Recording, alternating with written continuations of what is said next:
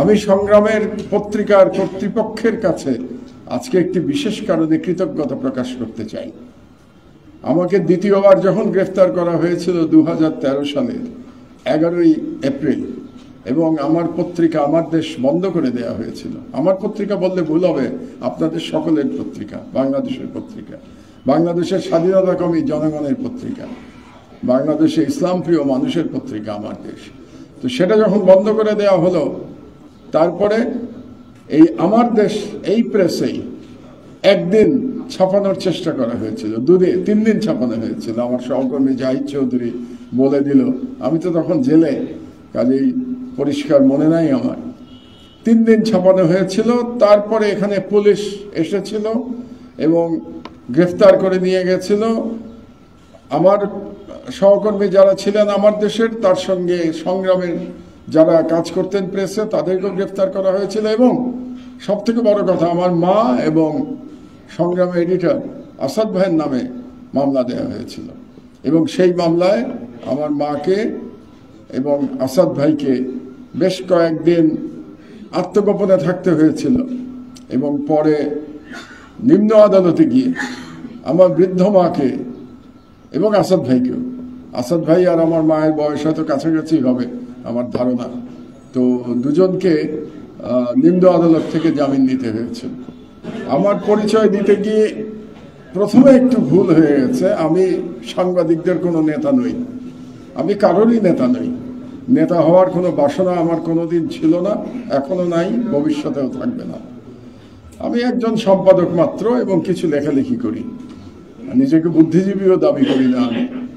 তবে অন্যায়ের বিরুদ্ধে সবসময় সরব থাকার চেষ্টা করেছি আমার সাধ্যমতো।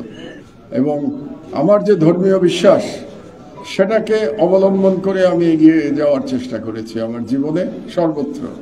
যখন সরকারি দায়িত্বে থেকেছি তখনও, যখন সরকারের বাইরে এবং এখন সাংবাদিকতা জীবনে তখনও চেষ্টা করছি। ইসলামের আমির এবং আমার ভাই ডক্টর শফিকুর রহমান, উপস্থিত জামাত ইসলামের নেতৃবৃন্দ, সংগ্রামের সাংবাদিকবৃন্দ, সম্পাদক সহ এবং উপস্থিত সাংবাদিক নেতারা এবং আমার সহকর্মীবৃন্দ, আসসালামু আলাইকুম। তো সেই সময় আপনাদের মনে আছে কিনা জানি না, আমি তখন ডিবিতে বন্দী ছিলাম, রিমান্ডে ছিলাম। সেই রিমান্ডে থাকা অবস্থায় আমার প্রতিবাদ করার আর কোনো উপায় ছিল না। আমি অনশন করেছিলাম এই মামলার বিরুদ্ধে, এই যে আমার মায়ের বিরুদ্ধে এবং আসাদ ভাইয়ের বিরুদ্ধে মামলা দেওয়া হয়েছিল তার বিরুদ্ধে। এবং পরবর্তীতে আসাদ ভাইয়ের উপরে যে নির্যাতন হয়েছে সেটিও আমার জানা। তখন আমি বিদেশে এক্সাইল লাইফে ছিলাম।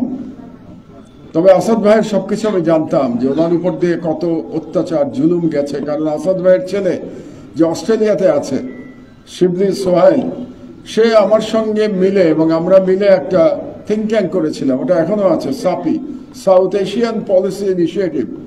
সেই সাপি থেকে আমরা বিভিন্ন রিসার্চ পেপার বের করতাম বাংলাদেশের জালিম শাসক, ফ্যাসিস্ট শাসক শেখ হাসিনাকে নিয়ে। এবং তার মধ্যে একটা খুব বড় আমরা স্টাডি করেছিলাম, যেটার হেডলাইন ছিল এরকম, যতদূর মনে পড়ে, Awami League is inherently A terrorist party.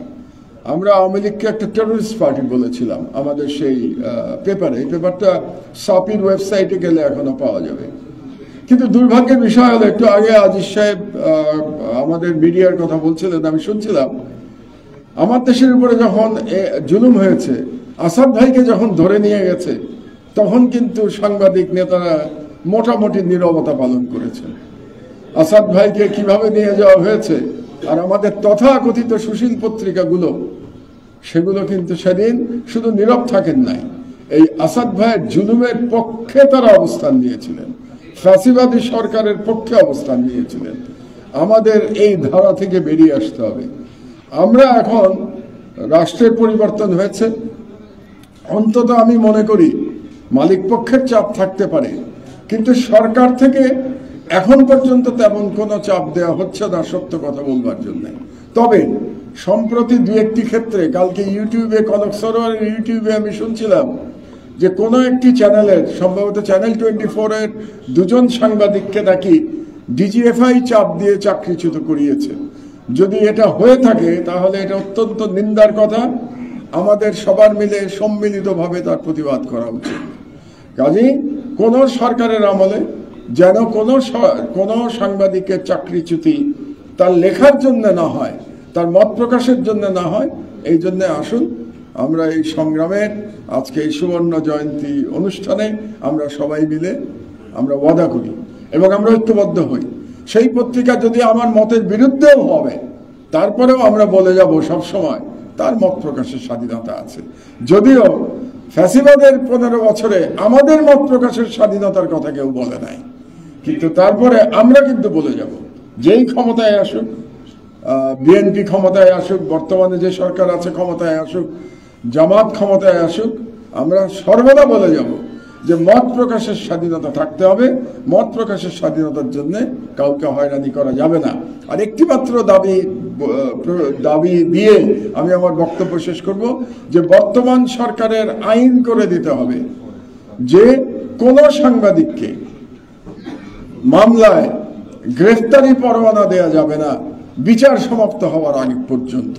তার বিরুদ্ধে যদি কোনো অভিযোগ থাকে, মামলা হবে, বিচার হবে, বিচার হওয়ার পরে বিচারে যা কিছু সাব্যস্ত হয় সেটা হয়ে যাবে। কিন্তু একজন মানহানি মামলা করবে অথবা অন্য কোনো ভুয়া মামলা করবে, আইসিটি আইনে মামলা করবে, আর তাকে গ্রেফতার করে নিয়ে যাবে, এটা আমরা হতে দিতে পারি না। এটাই আমার সর্বশেষ আহ্বান আমাদের সাংবাদিক নেতৃবৃন্দের কাছে, যে আসুন এই কথাতে আমরা একমত হই যে আমরা মত প্রকাশের জন্য কাউকে হয়রানি হতে দেব না। আর সর্বশেষ আমি অন্তত আমার পত্রিকার তরফ থেকে সংগ্রামের উত্তরোত্তর সাফল্য কামনা করি। আপনারা এগিয়ে যান। আমরা দেখতে চাই যে সংগ্রাম একটা জনপ্রিয় পত্রিকাতে পরিণত হয়েছে। আমাকে এখানে এই ক্ষুদ্র বক্তব্য দেওয়ার জন্যে, সুযোগ দেওয়ার জন্যে আপনাদেরকে অসংখ্য ধন্যবাদ। আল্লাহ হাফেজ। বাংলাদেশ জিন্দাবাদ।